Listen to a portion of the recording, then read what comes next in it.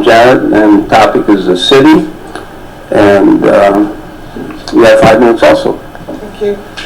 And welcome new City Council members. Congratulations. My name is Janet Wilson, and I sit on the board of East and the Pueblo House. I recently submitted a grant to GoGo for a game park in the southwest corner of Erie and 4th Street in East Pueblo. And we named it Night Moves, K-N-I-G-H-T, for this chess park.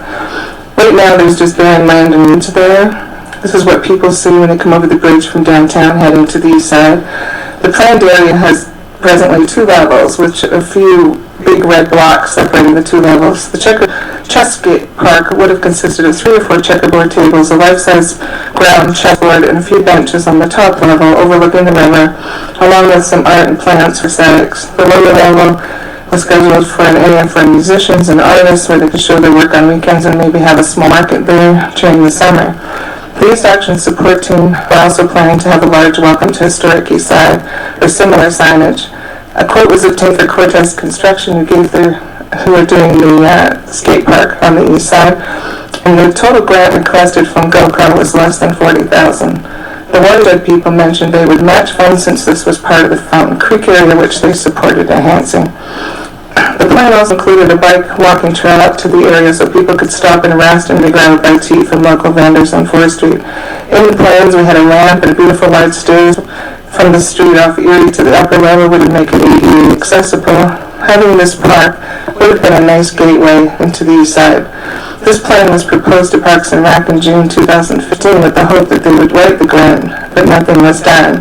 And I didn't want the deadline of November 5th to pass, so I wrote and submitted the grant myself, having CDOT's approval and blessing, along with the support and written approval of several businesses along 4th Street.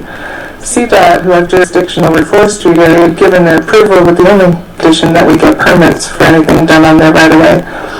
And so the only stipulation now was to get an approval letter, or the only stipulation for the grant to go through was an approval process, was a letter to submit it from the city acknowledging the mini park. I have with me all the letters of support from the businesses on 4th Street. City Parks and Rec could not give a letter of support, even though they thought it was a great idea, and told me Sam Azar would be the only one who could. After several emails, I was unable to get any such letter from the city because I was not able to secure a letter from the city or get any favorable response to my request. The grant went nowhere, and we lost the ability to obtain funds for this park. It's been frustrating to get anything done on 4th Street, which would help beautify the area. Why would the city not support a small park to enhance a major gateway to the city? This plan was partly built on a plan that themselves did in 2010. Not only was the mini chess park not granted, but Urban Renewal now reneged on their board-approved decision to grant us garbage cans on 4th Street after they approved $4,000 in 2014 for 8 cans. And even though I found the cans, was having them painted by local artists and had a quote for garbage removal, which in total would have been $1,884, less than half of the budget amount for cans alone, I received a letter dated October 7th of this year that they are not going to fund the garbage can project. At this point, I'm not sure if it's Eastside that's being neglected or if it's because I'm the one making the request. I'm not sure if everybody knows this, but this year I was targeted by the police department after helping to organize the Cinco de Mayo parade. Not only was East not given a permit for our parade, but I had an extensive background check done on me, including it involving ICE. Is that so I can be deported back to Canada? I am a U.S. citizen and have been since 2007. I am entitled to the same civil rights under the Constitution. So what is going on here? Is someone who is trying to beautify 4th Street and get a chess park and build a music house for kids considered a bad person?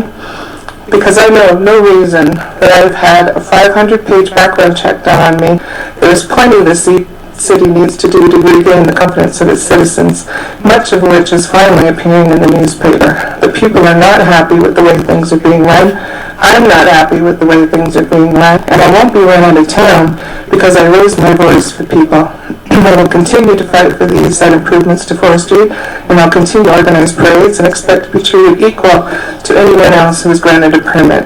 The city does not get to say who can and can't have a parade, which is what they do when they put outlandish demands on some, but not all.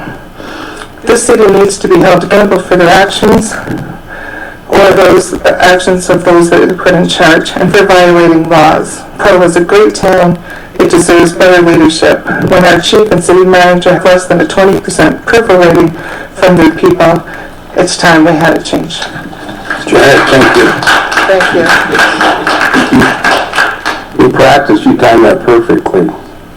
Please come back. All right, council, that concludes the public forum. And now we'll move into council comments, and I think Councilor Tennessee, you probably remember that part of the agenda. So we'll welcome and let you start off. Oh, you can let me start off first, huh? Okay, ever since I was nominated, or I should say nominated, when I decided I was going to run for city council, people come up to me and ask me a lot of different questions about what I want to do for the city. The biggest one was, what are you going to do about crimes and gangs? And that one, I really agonized over it a lot. That and streets and that and housing and that and beautification, especially at the Lower East Side.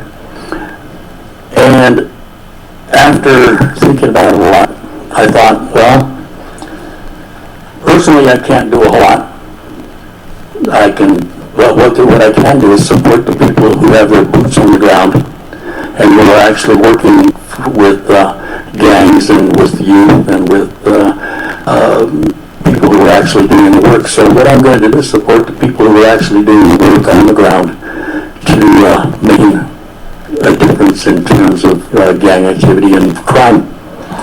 A few other things that I would like to do is, of course, everybody knows that I want to build a softball complex on the east side. And last time I was on council, I suggested that we build a 50-meter indoor pool. That idea went to fruition, basically, in that there are plans to build an aquatics complex. And that's a great idea. And the reason I want to build those two complexes is that it fits right in with the goals and objectives of the Planning Commission, City Council, Chambers of Commerce, Urban Renewal, HARP, in that what they wanted to do and the reason they wanted to build a new expansion to the convention center and things like that was to bring tourists into town, more tourists, and with that build up the youth and club sports participation in town. That's exactly what the two complexes I want to do. What I want to do is build a softball complex and then see if we can move up that aquatics complex, because it's in phase 3, which is 15 years from now. And the people that are directly involved in softball and swimming tell me that, have told me that we could bring in $6, $8, $10 million worth of economic activity every single year because of tournaments and swim meets and things like that. If indeed the objective is to bring in youth sports and to bring in tourism, those two things will do a lot to fulfill that objective. Other things is I do want to work on beautifying and the east side. I do want to work on that. I'd like your help if it's possible. Housing, employment, I think we should work real hard at trying to get employment. I don't mean employment for career and people with actual degrees and skills. We need to start looking at that lower economic strata of our city. What the poverty rate in this town is, 29, 30%, something like that. Somebody gave me the number later on. But we can't be a great city if we don't take care of those at the bottom. And what we have to do is provide opportunity to that segment of the population. I'm going to be working, hopefully, with those organizations that do work with employment and employment opportunities, education For the last couple of years, I've been substituting in the school district. I go to all the high schools, and I see things there that possibly could need improvement. If the people at the school district would allow me, I'd like to give them my opinion. I'm always willing to give that, because for those of you who know me. Other than that, we have some great opportunities. I truly believe in this city. I'm not one of those who's always trying to tear it down and find all the negativity and all the bad things that happen in this town. Like I said, the people on the east side, the ones that I know, and I know most of them, it's a wonderful place to live. In terms of people wanting to do something about the east side, you know, those upper class and upper class people who live in this town have never crossed the 4th Street Bridge to go to the east side in their whole lives, and many of them have lived here most of their adult lives. So I would encourage people to go over there. It's not a bad place. I don't think it's a bad place. I go there all the time. My business was there. I own property there. I have friends and relatives that are down there. And we have to start thinking positively in terms of what a city is all about. Thank you. Councilman Tencio, welcome back. Thank you. Thank you. All right. Councilwoman Lynn? Yeah, just kind of coming back on the bathhouse, just so I know that you voted on this, but there's $318,000 coming from lottery and GOCO money. So if you look at the wiggle room that they have on the bid, it puts us at $738,000, so that's $446,000. I believe would be coming from the general fund. So yeah, it would be really great to be able to remodel both City Park Pool and the Palace Pool for that amount and get a little more out of it. And yeah, I want to help you with the east side. And Janet, I think the east side has been neglected. All you have to do is drive over the 8th Street Bridge, the 4th Street Bridge, and you feel like you're in an entirely different Pueblo. I had to meet a girlfriend the other day over at the airport, and I could not think of one place to meet her. There's no McDonald's, there's no Starbucks, there's no coffee house. The only thing I could think of was Safeway.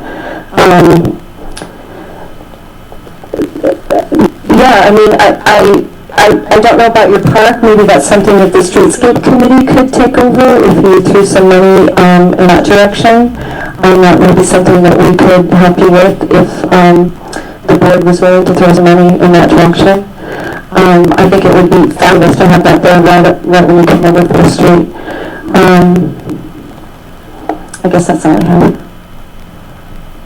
All right. Thank you, Councilwoman Ware. Councilman Schilling. Everybody's had to say I'm just humbled and we're glad to be here, and that's all I got. Thank you, Councilman Schilling. Councilman Brown. Thank you, Mr. President. Well, welcome to new council. Glad to have you aboard. I'm going to be in training this week so I can be in Steve's building for about 2 months for helping people doing their taxes. So I found one of my jobs is doing, I volunteer with AARP doing income taxes. So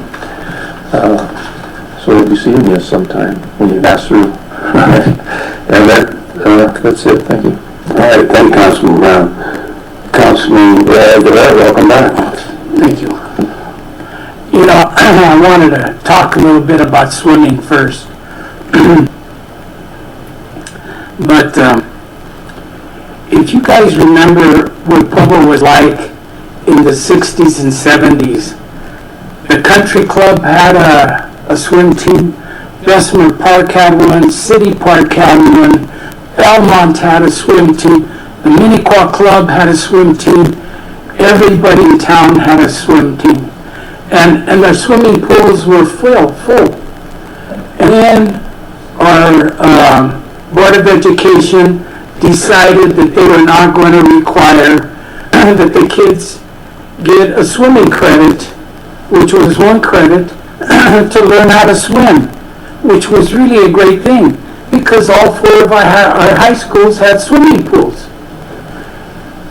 Now, Mike Sexton, who does an awesome job with the Parks and Recreation.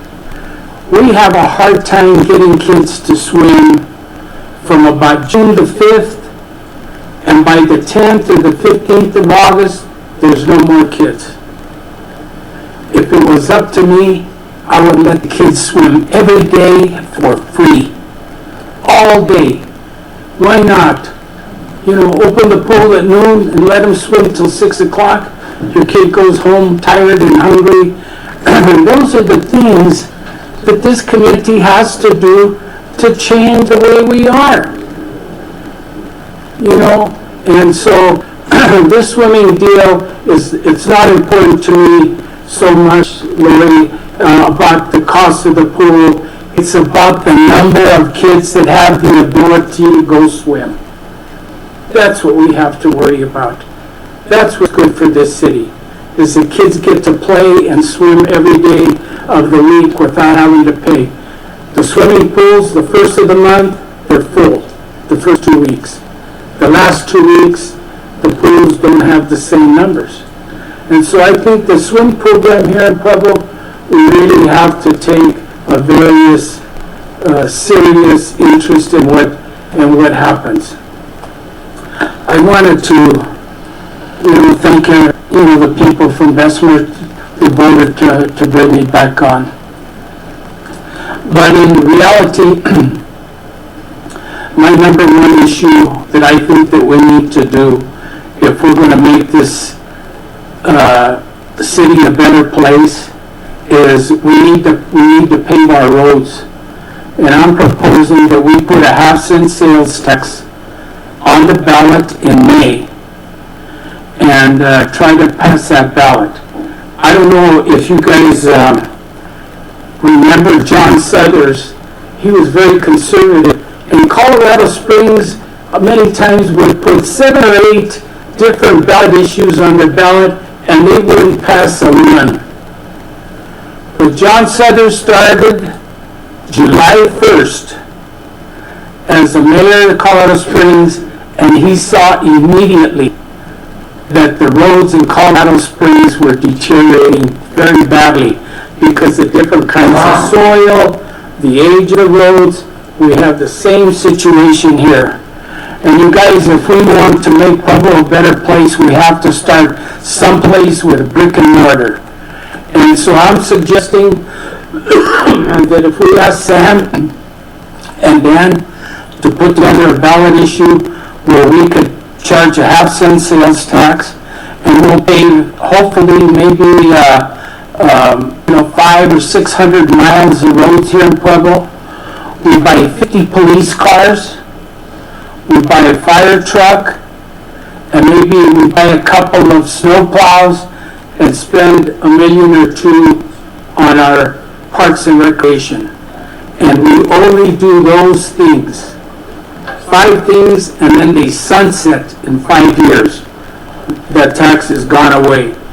You have no idea what that will do for this community. We can't afford to fall back any further. We have fallen as far as we can. Infrastructure, it would take $200 or $300 million to fix all the things, the buildings, everything, that we have fallen apart.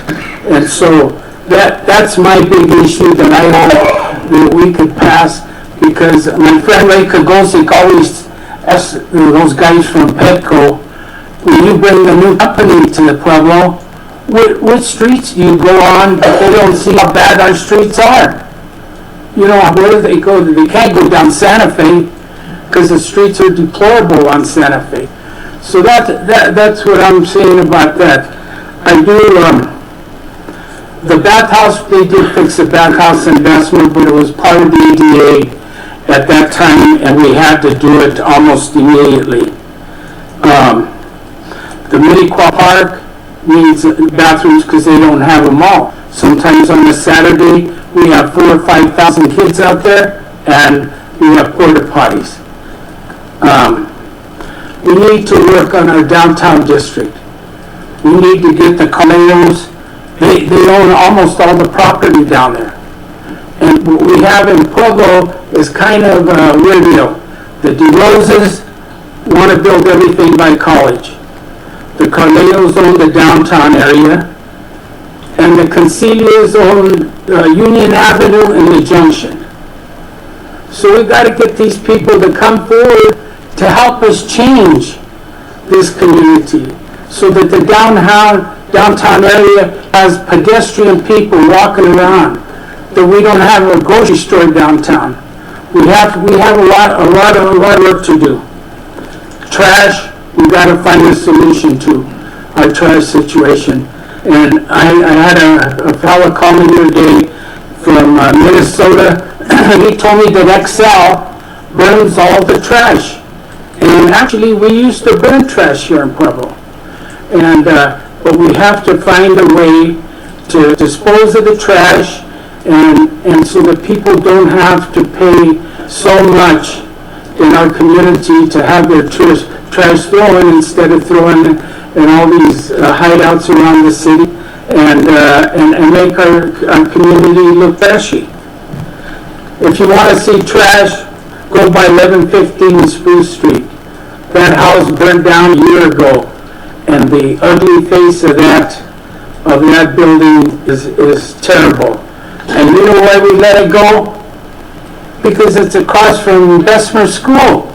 People don't give a damn how bad the buildings or how many